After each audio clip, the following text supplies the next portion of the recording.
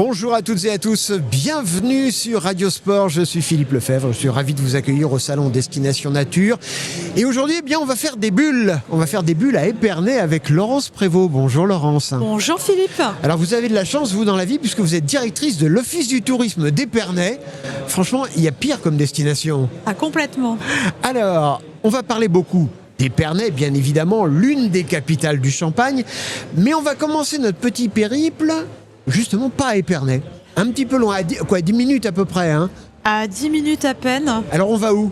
On va à Auvillers.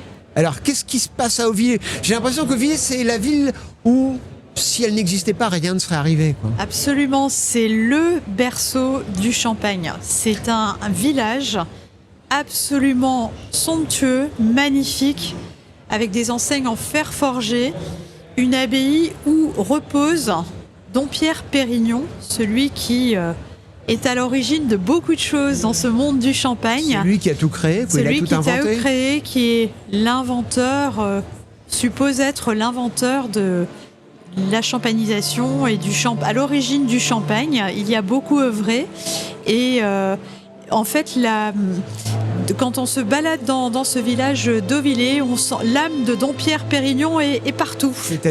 C'est-à-dire que il est dans ce village, il imprègne complètement le village d'Auvillers. On a une statue de bronze dans un très joli parc au nom de Dompierre Pérignon. Il y a l'abbaye où Dompierre Pérignon repose. Et ce village, c'est le berceau du Champagne, donc c'est le village où il faut vraiment aller. Voilà, c'est le village où il faut aller. C'est-à-dire pour découvrir le Champagne, la Champagne et pour les amateurs du Champagne, c'est limite religieux d'aller là, quoi. Presque. Il y a une sorte de culte autour de celui que les jeunes appellent Dompé. C'est ça. Et en fait, nous sommes au cœur du et de la Champagne. On est aux portes de Paris. On est très accessible en train, en voiture, et on est donc au cœur du et de la Champagne. Donc venez nous voir. Oui, venir de chez vous depuis Paris, c'est pas très compliqué, hein. Ah, c'est très simple.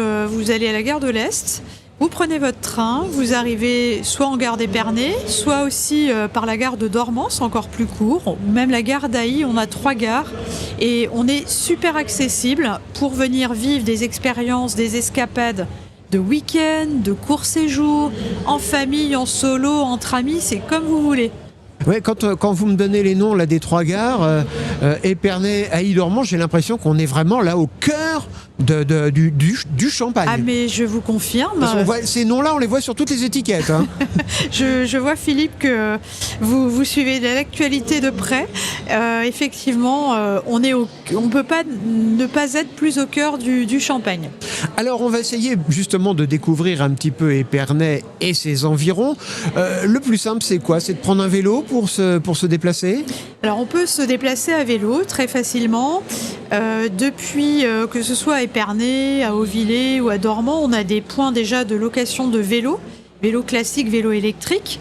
Et pour se déplacer, on a une magnifique véloroute de la Marne, la véloroute 52, qui permet de découvrir, de faciliter la circulation à pied, à vélo, comme on veut, en famille, entre amis, etc. On profite des coteaux viticoles, on profite de la forêt, on est au bord de l'eau, on marche au bord de l'eau, on pédale au bord de l'eau. On peut sortir de cette véloroute pour aller faire différentes visites également. Je vous donne 2-3 idées. Ce sont des véloroutes en site propre, hein. En site propre et voilà, très sécure pour les familles, et c'est un lieu idéal pour se balader. Et alors, par exemple, qu'est-ce qu'on peut y voir ? Si on s'arrête, qu'est-ce qu'on peut voir ? Alors, je vous donne 2-3 idées comme ça quand vous êtes sur cette véloroute. Je vous conseille la cave aux coquillages, puisqu'il y a des millions d'années, c'était l'océan, c'est l'eau partout. Et aujourd'hui, il y a un site à visiter où on retrouve des fossiles de cette période. C'est un lieu à la fois chez un producteur de champagne où on trouve des fossiles dans la profondeur des caves. C'est un lieu magnifique. Je vous invite à aller du côté de Ailly, où on a un musée sensoriel qui s'appelle Pressoria. Je vous invite, quand on est du côté de Cumières, à prendre le bateau Champagne-Vallée pour faire une escapade en bateau sur la Marne. Et quand vous êtes arrivé sur Épernay, vous allez au musée du vin de Champagne, un lieu où on parle beaucoup de géologie, d'archéologie. Voilà, il y a beaucoup de choses à faire. Et alors, justement, vous parliez de la Marne. La Marne, ça a quand même aussi été le terrain de jeu formidable de peintres. Les impressionnistes, ils s'arrêtaient sur les bords de Marne. Alors, ils s'arrêtaient sur les bords de Marne, mais ils s'arrêtaient beaucoup dans la Côte des Bars aussi, avec un peintre notamment dans la commune des Rissets, avec le peintre impressionniste Pierre-Auguste Renoir. Et c'est aussi une belle découverte dans la Côte des Bars, dans l'Aube. Et alors, vous parliez d'un musée sensoriel. Oui. C'est quoi? Parce que moi, quand on me dit un musée sensoriel, ça ne me parle pas du tout. Alors, un musée sensoriel, c'est à Pressoria, c'est à Haï, petite cité de caractère. C'est un musée qui vous délivre une vraie connaissance en fait du vin. Et vous avez des étapes où vous êtes acteur de l'élaboration du vin. On vous fait comprendre comment tout le processus d'élaboration, à travers des films, il y a un aspect sensoriel parce qu'il y a des tables pour comprendre les arômes du champagne. Il y a une vraie initiation. Il y a même un espace qui est dédié à l'élaboration de son vin. Donc là, vous élaborez entre du chardonnay, du pinot noir, du meunier.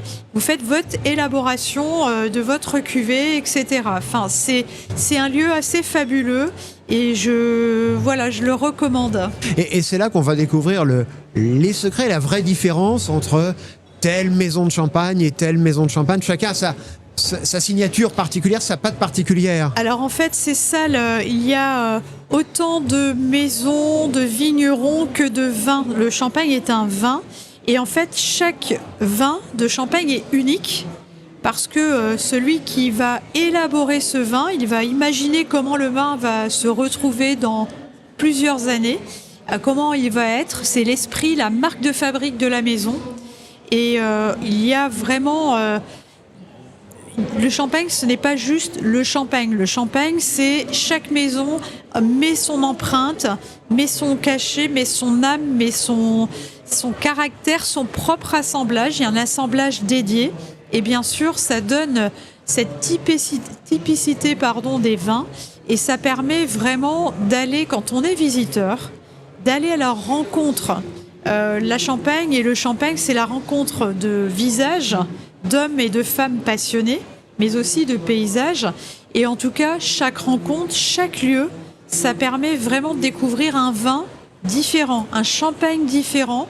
Et quand on est visiteur, selon ses appétences, selon ses envies, selon son humeur peut-être, eh bien, on va apprécier peut-être plus tel ou tel champagne parce que l'assemblage est différent, parce que en termes d'arômes, au niveau du palais, ça délivre des messages et au niveau des papilles, un ressenti différent. Il y a une émotion différente. Et vous parliez tout à l'heure de véloroute. Cette véloroute, elle passe au milieu des vignes ou pas? Elle est complètement au cœur du vignoble. Elle sillonne, si vous voulez, cette véloroute, c'est l'itinéraire Paris-Strasbourg-Prague. Donc c'est sur un grand itinéraire et elle sillonne en plein cœur des vignes. Donc je peux vous assurer que quand vous faites du vélo, faites de la balade ou du roller, tout ce que l'on veut comme activité, quand vous voyez les coteaux, les vignes autour de vous, c'est juste magnifique, c'est juste exceptionnel. Vous avez de la forêt, de la vigne, de la tranquillité, c'est le bonheur absolu. Voilà, tout ce que vous n'avez pas ici au salon Destination Nature, on l'entend derrière nous. Mais on va revenir à la capitale, à Épernay. Épernay, il y a un moment de l'année où il faut absolument découvrir cette ville, même si la ville est belle à toute saison. C'est au moment de la fin de l'année, des fêtes de fin d'année. Fêtes de fin d'année, on vous donne rendez-vous pour l'événement de la Champagne qui s'appelle Habits de Lumière. Alors faites-nous rêver, c'est quoi Habits de Lumière? Habits de Lumière, vous êtes sur les Champs-Élysées de la Champagne, avec toutes ces maisons, ces hôtels particuliers. Et là, on met un habit de lumière sur toute l'avenue. Il y a des vidéos mapping sur toutes les façades de hôtels de ville, maisons, hôtels particuliers. On déguste du champagne, on est dans la convivialité, on est dans le partage, il y a de la musique, on peut danser. chacun sur son style de musique, il y a des mappings partout, c'est impressionnant et c'est un vrai moment à vivre, et c'est chaque année en décembre autour du 11, 12, 13 décembre. Et c'est l'occasion de se rendre compte que derrière le vin, il y a des gens, des femmes et des hommes qui le fabriquent, qui l'élaborent. Ça rend le côté très, très, très convivial et très visuel, quoi. Ça rend le côté convivial, très visuel, et effectivement, derrière chaque production, chaque maison, chaque élaboration, il y a des hommes et des femmes derrière. Et alors, en dehors d'Habits de Lumière, à Épernay, qu'est-ce qu'on y voit quand on s'y promène, par exemple au printemps ou là, dans les jours qui viennent ? Alors, je reviens sur l'avenue, parce que sur cette avenue, on peut flâner, vibrer, déguster, faire ses courses. On peut visiter des caves de champagne, on peut dormir sur l'avenue. Ça, c'est une expérience aujourd'hui. C'est-à-dire que vous avez des chambres d'hôtes sur l'avenue, vous avez des lieux sur l'avenue. Imaginez l'expérience de l'avenue où on va pouvoir avoir une expérience de A à Z, y compris dormir sur cette avenue de Champagne. C'est une expérience qu'on n'oublie jamais de sa vie. Dans les maisons de Champagne On peut dormir, c'est pas tout à fait dans les maisons, hein, c'est pas dans les caves en tout cas, Philippe. Mais non, parce que là on dort pas. Si on est dans les caves, on ne dort pas. On ne dormirait pas.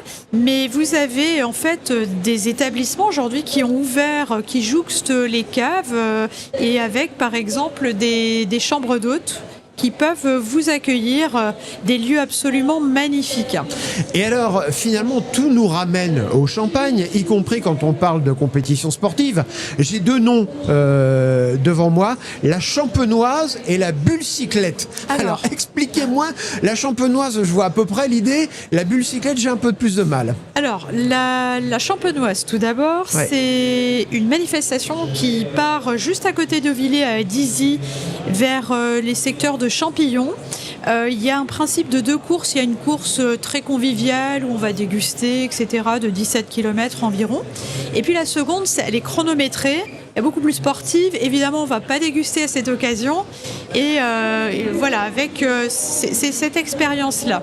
Bon, ensuite, je préfère la première alors. Préférez la première, bon, je suis comme vous. Et la Bulle-Cyclette, c'est dans la Côte des Blancs.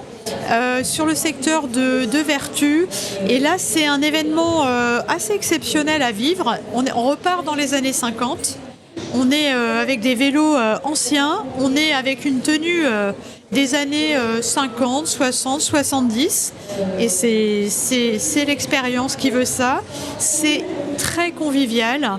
On est vêtu vraiment, on est avec les vélos à l'ancienne et les vêtements des années 60-70. C'est très convivial, on traverse 4 communes et c'est vraiment un événement à vivre. Et alors, j'allais dire, quelle est la meilleure période de l'année pour découvrir Épernay et ses petits villages? C'est au moment des vendanges, pas au moment des vendanges? Moi, personnellement, en tant que champenoise, j'apprécie beaucoup le printemps. La période de mai-juin, parce que les vignes sont superbes. Des tons de vert partout. En fait, pour découvrir les villages, moi, ce que je conseille, c'est de faire la route des top points de vue. On en a du côté du Villers avec un panoramique tour. On en a du côté de Dormans et dans les paysages. Alors, je vous donne mes coups de cœur, Philippe. Oui. Je vous donne mes coups de cœur. Mes coups de cœur, Binson-Orquigny, il y a un point de vue. Binson-Orquigny, ce point de vue, avec des chaises longues, des tables de pique-nique, une vue exceptionnelle.